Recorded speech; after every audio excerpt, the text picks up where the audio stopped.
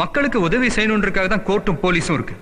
ஆனா அதை மதிக்க வேண்டிய மக்களே அந்த படிவாசல மிதிக்க பயப்படுறாங்க. ஏன்? எதனால இந்த பயம்? போலீஸ்னா போய் கேஸ் போடுவான், கோர்ட்னா வாய்தா போட்டுருவான். ஜட்ஜி வரலையா வாய்தா, வக்கீல் வரலையா வாய்தா, கட்சிக்காரன் வரலையா வாய்தா, சாட்சிக்காரன் வரலையா வாய்தா. இப்படி வாய்தா வாய்தா 3 மாசத்துல முடிய வேண்டிய கேஸ் 30 வருஷம் ஆகுது. ஜட்ஜுக்கு சம்பளம், வக்கீலுக்கு ஃபீஸ், வழக்கு போட்டவனுக்கு வாய்தா. இனி பள்ளிக்கூடங்களை அசோகர் மரங்களை நட்டாரு, குளங்களை வெட்டினாருன்றலாம் தேவையில்லை. பாணிப்பட்டு போறோம், சிலுவை போறோம் தேவையில்லை. தேவையானதெல்லாம் இபிகோ 75 என்ன, சிஆர்பிசி 307 என்ன, 429 என்ன தெரியணும்.